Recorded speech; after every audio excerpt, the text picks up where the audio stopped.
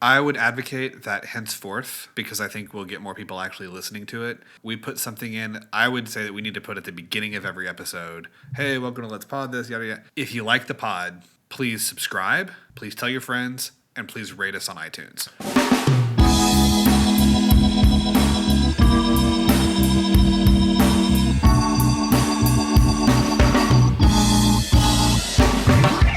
Hey everyone, and welcome to Let's Pod This. My name is Andy Moore. I am one of your hosts.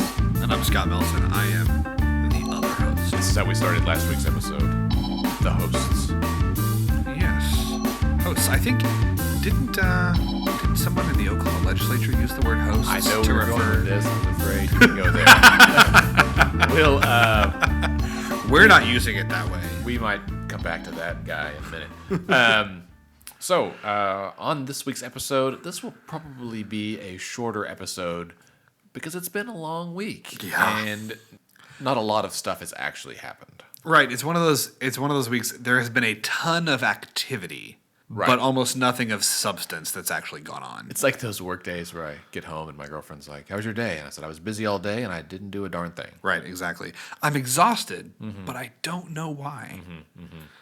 So I think where we left off last week is right where we end this week, with one maybe notable exception. The update on the budget is the House and Senate have jointly passed one measure, and that is the $23 million of moving money from the rainy day fund. 38 days of special session, $30,000 a day. What do you have to show for it, ladies and gentlemen? One bill to the governor's desk for $23 million. So we've spent $900,000. We spent $1 million to get $23 million. An even mill, yeah.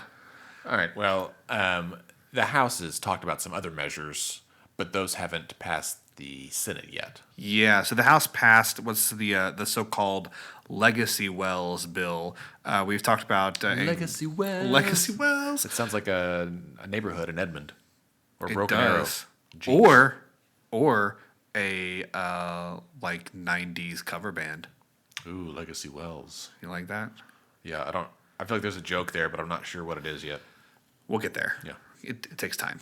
The good ones have to cook.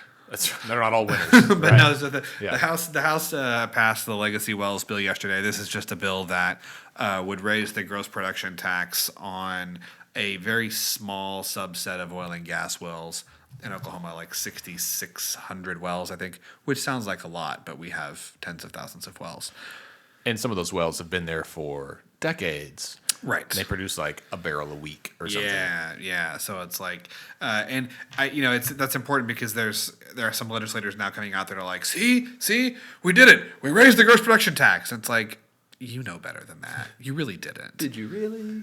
Right.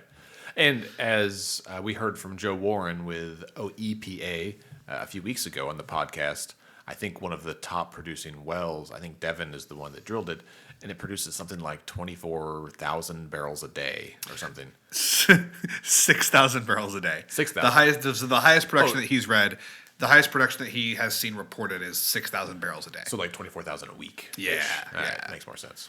My apologies. Which is still a lot of oil. Yeah, that's a lot of Right? It's a lot of oil. And when each barrel is worth roughly $100, and I mean just to ballpark it as an average, Yeah. that's Right now, I would say average is probably closer to 60. Right now prices are like 52, 53. That's true. I'm still thinking about back in our heyday. The good old days. When oil just spewed from the ground and we called it black gold. You know, it's not completely unrealistic to say that if oil was $100 a barrel, we would not have this problem. We would That's not. true. We wouldn't be in a great situation, but we wouldn't be in the situation we're in now. So that's what happens, and I think that's probably a good point to make is that rewind 10 years when oil was $100 a barrel, and we lowered the gross production tax from 7 to 1% there. Yeah. And we did that, and so that maintained 7% of $100 is $7, and so we're getting $7 for every barrel. That's great. But then we were drilling so much that we could afford to get less. We dropped it down to just 1%, so we got $1 of every barrel, and that was fine until the price of oil tanked. And so then we only got 1% of like a $35 barrel, Yeah. and that's not much money. Yeah. Not. And I cut you off, but when the getting was good, other states raised their rates because they were still, corporations are making big profits. We also didn't save like we should. And I both know, all consumers know we should save more money. Well, that applies to the state as well, which is why we have the rainy day fund.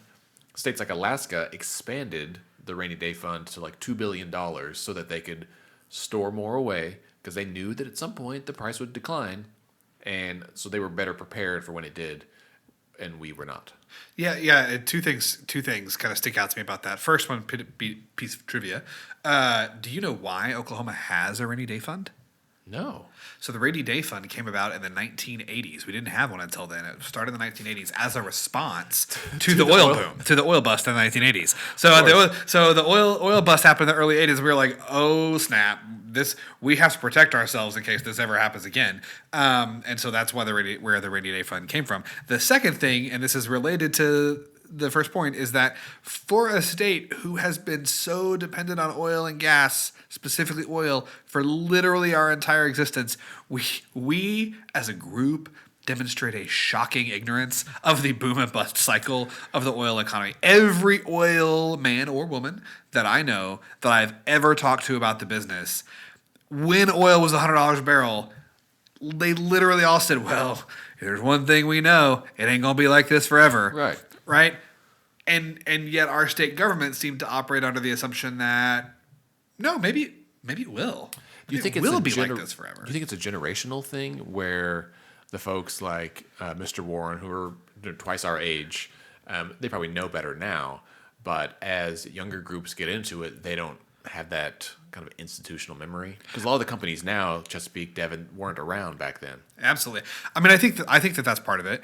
I think that there's also a very aggressive lobbying campaign waged, particularly by a lot of the publicly traded companies. And this is something I think we were going to talk about, at some point today anyway. Like, I think that there's a tendency, certainly when you look at, social media, people kind of talking on the street to demonize oil and gas and say, well, can't you believe these oil and gas companies only want to pay 2%? Yes, I can absolutely believe that. A lot of these companies are large publicly traded companies, and they have a legal and fiduciary responsibility to their shareholders to advocate for the lowest taxes as possible so that they can pay the highest dividends possible. Right. That is their like, if they can go to jail for not doing that appropriately. So the people that are at fault here, I mean, I'm not here to say that everyone who works at the upper echelons of oil and gas is a saint. I'm sure that they have their business like, anyone does. But I don't think that you can look at this and say, well, we're in this situation because oil and gas is evil. We're in this situation because the legislature didn't make the hard choice. Right. Has I think really in some ways kind of sold out to a pretty heavy lobbying presence rather than what's good for the state over the long term. Right. Yeah. And I think that is a point that I didn't fully appreciate until the last few months, both between what I've learned in my MBA program about business and shareholders and how this all works together. # grad school. And also what I've learned from the government. And that's that what you just said is exactly right, that CEOs have a responsibility, companies have a responsibility, a legal responsibility to do what's in the best interest of their shareholders. And that may be opposed to what the best interest is of the public. Some of these oil companies in Oklahoma are owned by companies in China. Some of them are locally owned. And so it's a different perspective. And we all need to do what's best for our employer, right? Which then the legislature's employer is arguably the people, right? And we really need them to step up. And I get that they will say they also represent people who are employed by the energy companies. They represent the companies that are in our state. It does get complicated to some degree. It does, but there's also, I keep coming back to this. Like I don't fault the oil and gas companies in the industry for advocating for the lowest taxes possible. I think that's what you would expect for them to do. I think most industries do that. But I think that as a as a member of the state legislature, I think that you have to look at the reality of the situation and say, okay, the oil is in the ground, it can't move, so if they want it, they have to drill here and get it. So when they say that if prices, if the tax rate goes up, they're going to fire all these people, they're going to pack up, they're going to take their toys and go home, they're going to go drill somewhere else. Well, like we heard from, Joe Warren, like we've heard from OEPA, even at 7%, which no one's talking about right now. Well, not no one. OEPA is talking about it. We'll get there. But what at 7%, which most people aren't talking about right now, we're still the lowest tax rate in the country. So if you can drill in North Dakota at 10% and make money, you can drill in Oklahoma at 5 or 7% and make money. Right. And I think that's the point OEPA is making. So one bit of it didn't really happen in the halls of government this week, but it is a piece of news, I think. OEPA, the Oklahoma Energy Producers Alliance, which is a oil and gas industry trade group, announced last Friday that they have started a campaign to put a ballot initiative on the statewide ballot in 2018 to put an oil and gas gross production tax of 7% to a vote of the people. This is a ballot initiative that will raise the gross production tax to 7% on all wells, starting when they start producing. I think right. There's no 36-month or 12 or 18-month incentive period. It's you start pumping this stuff out of the ground, the tax rate is 7%. I think that's really interesting to hear that coming from an industry trade group. And they want the money just to go to education. Right. Everyone that I've mentioned this to has been like, that's great. And then you kind of see folks think about it and they start to recognize that there's no golden goose, right? Oil is not a golden goose. And we have a finite amount of resources in a state. And so if money comes from somewhere for one thing, then that means we should move other money to something else because we need it in lots of areas. And it gets tricky in a hurry. Yeah. What I think we can all agree on is that our state needs more money. Okay, I'll back up. Not everyone would agree with this. I will say, we'll get to the terrorists in a minute. But if for our state, I will say for our state to get to where I think people want it to be, that's different. We don't want to be last in all these things. And if we're going to be even middle of the road, it takes some investment to get there, time and money, for us to get there. And we've cut the budget for 10 years in a row, but our population has grown, and so we have to do more with less, and that's not working out for us. And so we need to get money from multiple sources. So people look to oil, people are looking to medical marijuana. Neither one of them are a golden goose. Somehow we stopped talking about the income tax cut, which is one of the things that got us in this hole in the first place. A higher rate for higher earners, that kind of thing makes sense. I think there's lots of options. Yeah, absolutely. And, in terms of kind of earmarking the funds for education, I will personally be interested to see if that actually happens. So it's important to note that this is a ballot initiative right now in name only. So the first thing that has to happen, which hasn't happened yet, is that there has to be legislative language drawn up. Right. This is, I do want to emphasize, this is a serious effort. They estimate that the total cost of obtaining signatures, drafting language, getting this thing on the ballot is going to take about $3 million. They've got $750,000 pledged today, and they've been fundraising for a week. So I think their chances are pretty good that they'll get the money. But I will be interested to see, when you get a law firm, when you get people that are kind of experts at drafting bills, putting things in kind of what I would call legalese, being that I don't speak it. I would be interested to see if they leave that provision in there. But the thought is right now that yes, this would be earmarked for education.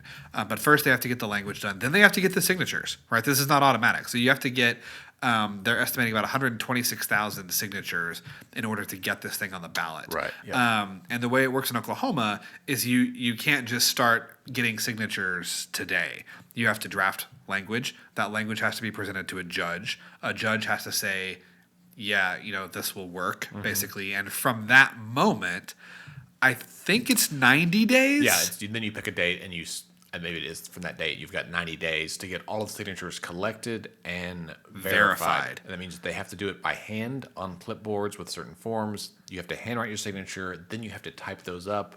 Then you have to present all of the paper, handwritten and typed copies, to the attorney general or governor or somebody. Yeah, somebody. And they have to review it. So that's, and if they can't read someone's handwriting, you can't count it.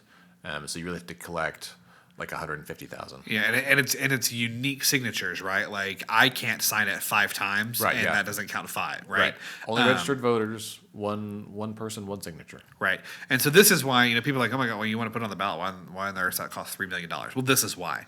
Well, typically you have to pay someone to collect Right. the signatures in the first place, Right. and then a lot of the money goes towards just the education campaign on the back end. Once it's been verified and you're approved to go on the ballot, then you got to get people to vote for it. then you got to get people to vote for it, and that takes time and money as well. I think as we get closer, I mean, this is a year away. The 2018 elections are a year away, and obviously they've got a lot to do to even get the language done and get the signatures collected. But assuming that happens, this is really interesting to me because there are certain ballot initiatives. Medical marijuana would be one. I think that a nonpartisan redistricting panel could be one. I think that raising the gross production tax could be one. These are all potential ballot initiatives for 2018 that I think could drive turnout in a way that is not typical for an off-year non-presidential election. Right, yeah. So the number of signatures required for a ballot initiative is based on the number of voters that voted in the last governor's race or that election, and it's like 10% of that or 15%. And so if you have a high turnout, it makes it more difficult for the next 4 years for you to do ballot initiatives to get more signatures in the same amount of time. Absolutely. I just think it'll be interesting to see that if any of these things, if the GPT increase, if medical marijuana, if a nonpartisan redistricting initiative were to make it on the ballot for 2018, which is at the federal level a midterm election in which turnout is typically abysmal even by American standards, I'm curious how an initiative like that would or would not drive up voter turnout in an off-year election. Yeah, it's curious. I've heard about a few other potential ballot initiatives that are being tossed around, but they haven't yet started raising money or anything. But the ones I've heard about are aimed at making things a little more fair in the election process so that maybe parties don't play quite the same role that they do right now. Interesting. Tell me more about this. So one idea that I've heard is about shifting Oklahoma to a top 2, maybe called a jungle primary, which I like that term. Basically, it's oh my, it's where everyone from both parties, like a nonpartisan open primary. So everyone who's running runs in the primary. Both parties, all parties. So Republican, Democrat, Libertarian, Green Party, Independent, anybody, you're all in there. Everyone runs together, and it's open. So everyone can vote on that. And so you are voting for the best candidate, not just the best one of your party for whom you're registered. But that would theoretically mean that my choices for governor would be Todd Lamb or Gary Richardson. Not necessarily. If everyone is running, it would be everyone. So and this is really just so in the general, it would just be the top 2 vote getters in the primary, or would? No, it would be top 2 in the primary. But in the primary, it means Republicans can vote for Democratic candidates, Independents can vote for anybody, Democrats can vote for Republicans. You can vote for whomever. Shit just got real, y'all. And so really just for legislative races, maybe not for statewide elected officials like the governor, but to use that as an example, right, if you've got 12 candidates for a seat from 3 parties and they're all in there, then the top 2 from that primary goes on to the general, and then you pick from that. So yes, it wouldn't necessarily be a Republican versus a Democrat, but in some races, there may be 2 people from one party that are the best 2 candidates. Sure. So who else has a system like this? So now? Nebraska has a system like this. A number of states have one that is a top 2 system, but it's partisan. Nebraska has one that's top 2, but it's nonpartisan. They've had it since like 1937. And what you end up getting is better candidates. And when you have better candidates, you have better laws, right? So because in the primary, you're not running for just your party base. Like if it's nonpartisan, you're running for voters, not just your party base. So what happens right now is both parties run to their base, which tends to be the far right and the far left. And that means you get the candidates that are most extreme, and they have to try to come back to the middle in order to get votes for the general election. If it's a nonpartisan open primary, then everyone's running for everyone's votes, and you as a voter can cast your vote for whomever you like. So I've been registered with both parties at different times, and the reason I have switched is because there were people on the other side that I wanted to vote for because I thought they were the best candidate for the job. But I couldn't because I wasn't in their party, so I couldn't vote in their primary, and I had to just hope they were going to make it to the general election. But this would let me vote for them no matter what. So the people who would dislike it are the parties, right? Sure. I would also say, let me think through this.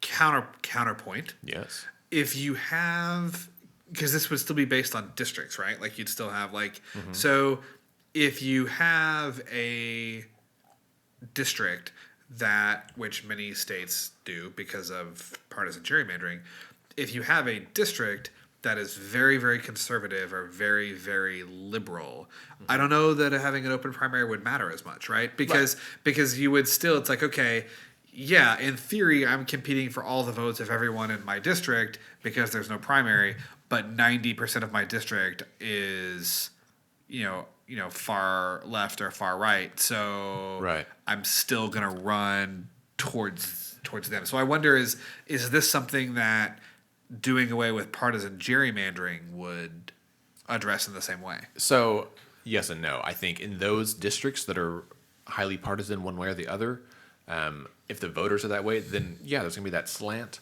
However, a lot of districts aren't actually as slant as we think.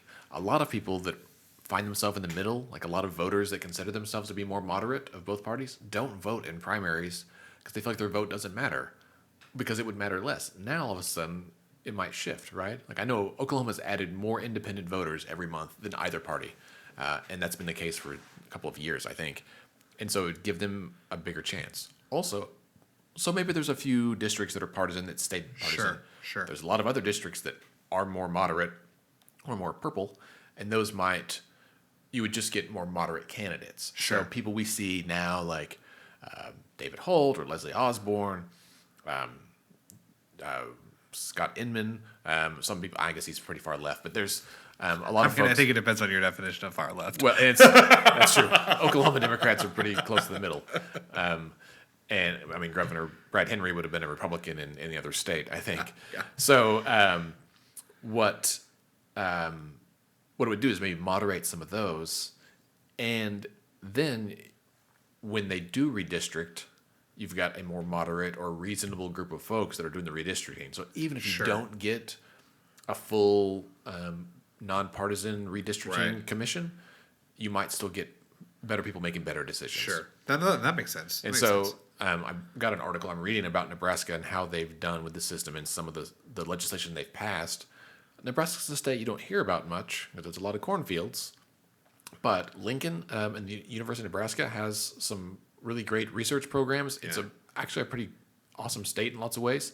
Also, they're not last in all this stuff, right? In literally everything. Right. They're like in the middle, like in the top 30s on some things. So like maybe not one of the best states for some things, but not the worst either. Not permanently 48th, 49th, or 50th. And I want Oklahoma to be best in lots of stuff, but I'll settle for really good right now. Like it's an incremental thing, right? You know what else is unique about Nebraska? I don't. From an electoral perspective.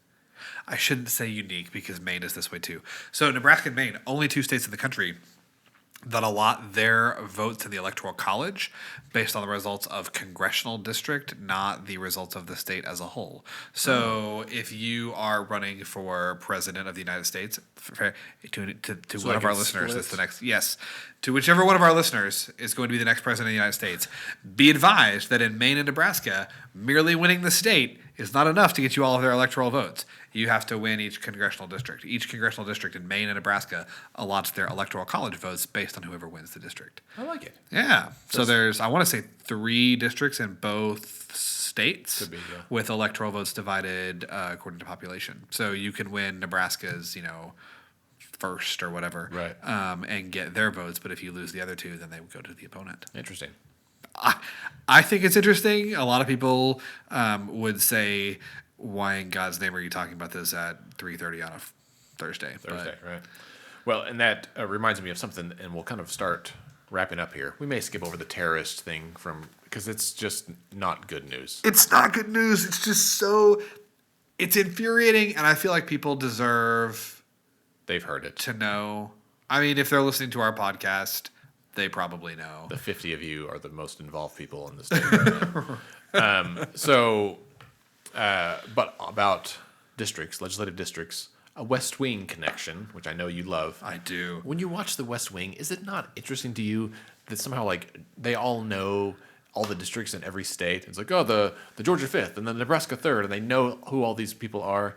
I don't know that Josh Lyman actually knew all 435 members of Congress plus all 100 senators. And like their hometown, all this information he seems to know off the top of his head. So this is going to demonstrate what a nerd I am in two ways. Oh, good. Because the first is that I know exactly what you're talking about.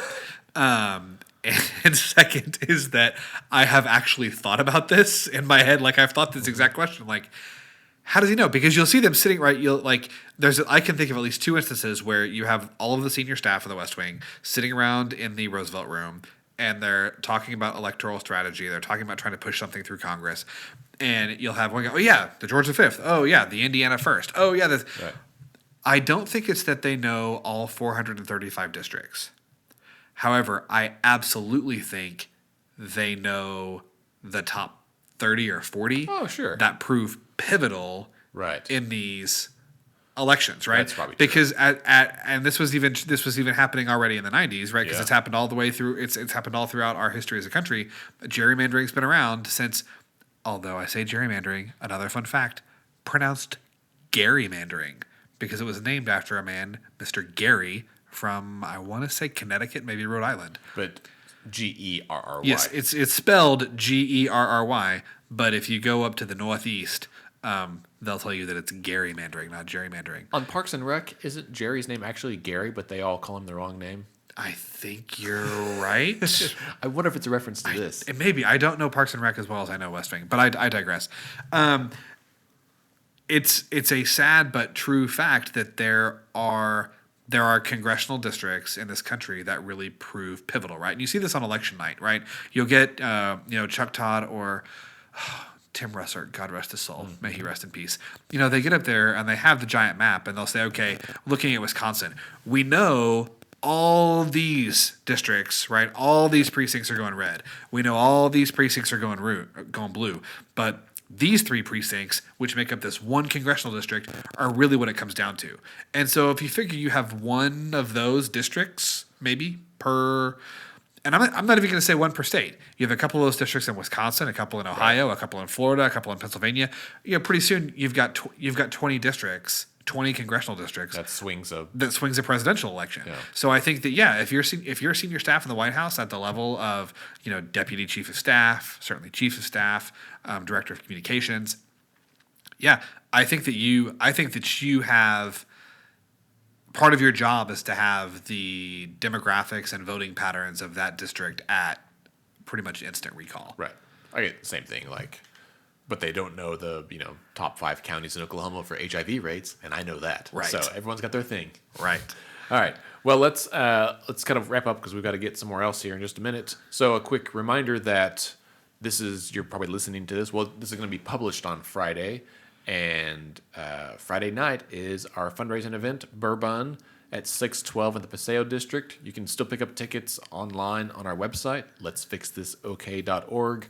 Or you can buy them in person if you just show up. That's fine as well. Andy, how do you spell Bourbon? Oh, good point. Well, if you just go to our website, there's a pop-up that'll show you. We're spelling it Bourbun, Bourbon. Oh my gosh, that seems unique. Why is that? Because we'll have bourbon and buns, Scott. Thank you for asking. And so, but next week, 2 really cool events. On Tuesday, the 7th, we will have an event called Gearing Up for 2018. We are partnering with Oklahoma Watch and Women Lead Oklahoma. It's going to be at the Paramount on Film Row in Oklahoma City, the old Paramount Theater. and it's going to be kind of a panel discussion. Myself, Trevor from Oklahoma Watch, and Elizabeth Hill is going to moderate. Not Hill, Horn, excuse me. Elizabeth Horn from Women Lead and Kendra Horn are going to be on the panel discussing what matters at city, state, and federal levels, and kind of help you get your brain wrapped around how the government fits together structurally. As we started planning this, there's way more information. We're going to do more of these events. This is just kind of laying the groundwork for that.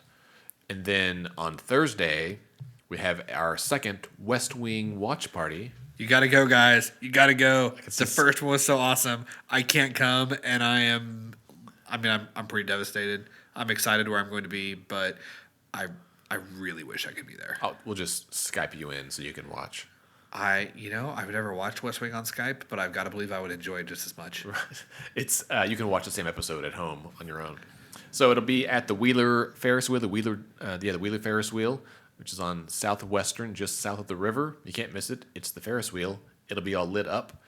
We will be there from, I think, 8 to 10. So bring your jackets, bring a blanket, camping chairs, food, cooler, whatever you want. Have we decided on an episode? Not fully yet. I need to watch some this weekend. I'm trying to get caught up on Stranger Things first, if I'm being honest. So you're telling me that part of your work in preparation for Let's Fix This week is to watch The West Wing. Right. I don't get paid for this work, mind you. But I'll watch The West Wing for free. You do watch The West Wing for free. I have a thought on which episode. I just want to watch it to make sure. And we're going to have a panel. We're going to have some old politicos that were in office back when Gene Stipe was governor and stuff. And they're going to tell us some stories about what life was like and how it was different then versus now. We're talking about 30, 40 years of Oklahoma politics and why they think people should be involved. There should be some really interesting stories. Shout out. I know, Andy, you did not grow up in Oklahoma, right? You grew up in Austin? Yeah, mostly. Texas and Minnesota and here. When did you move to Oklahoma? 99. So you may not remember this. I don't know when they are, but to all of our old school Okies listening today, anybody remember the Gene Stipe law office commercials when we were kids? I remember this because this was before DVR, right? You couldn't fast forward. You had to tape stuff if you didn't want to watch it when it was on. I just remember the law offices of Gene Stipe. His voice was always so calming to me. Interesting. Yeah. I heard that his campaign or his office was riddled with scandal. I believe that is 100% correct. Sad. I didn't know that until I was older, and I was a little devastated because to me he was a guy that looked kind of like Santa Claus on his commercials and had a very soothing voice. And a very soothing voice. Yes, he would say, "Call me, the law offices of Gene Stipe." That's nice. You should get a radio gig. Thanks for tuning in. Be sure to follow us on Facebook and Twitter at Let's Fix This OK. You can like our Facebook page at facebook.com/Let's Fix This OK. Our website, as I said earlier, is letsfixthisok.org. Scott is at SC Melson. That's true. I'm at Andy OKC. And Let's Fix This is a nonpartisan, nonprofit organization dedicated to help people like you get involved, educate you, and equip you so you can be more involved in state politics. And remember, decisions are made by those who show up.